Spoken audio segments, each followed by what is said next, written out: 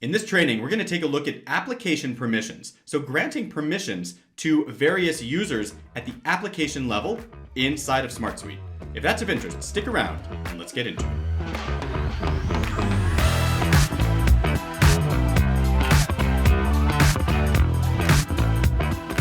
All right, let's go ahead and hop on into the solution where we want to alter the permission level inside of one of our apps. So I'll start with my sales CRM here.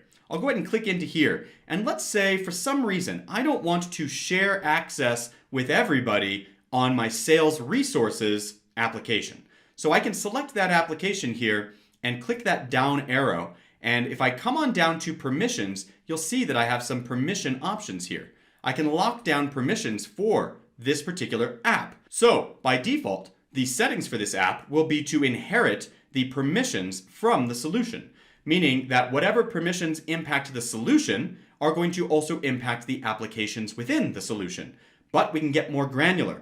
We can go into each app and actually override those solution permissions. And so I might say, for example, that Gareth has full access. Boom, I've just made that. So this is now a custom permission for that app. Let's go ahead and add something else as well. Maybe I want to bring in Nate, but in this particular case, I don't want Nate to have full access to this particular app. Well, maybe I want to just bring him down to a viewer level. And so, of course, that means that Nate can have other permissions within other apps in this solution. But for this particular app, inside of my sales resources app here, that's the one I'm selected on, well, then I can turn him down to only have viewer access for this particular app.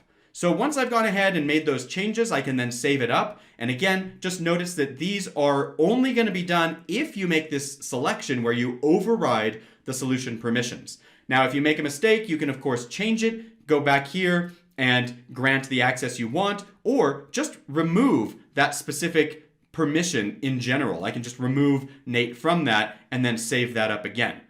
And of course, if I ever change my mind in the future, I can also always just go back and inherit those permissions again from the solution level.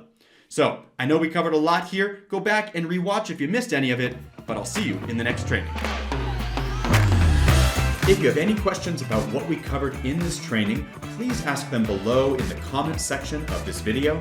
And until then, we'll see you in the next training.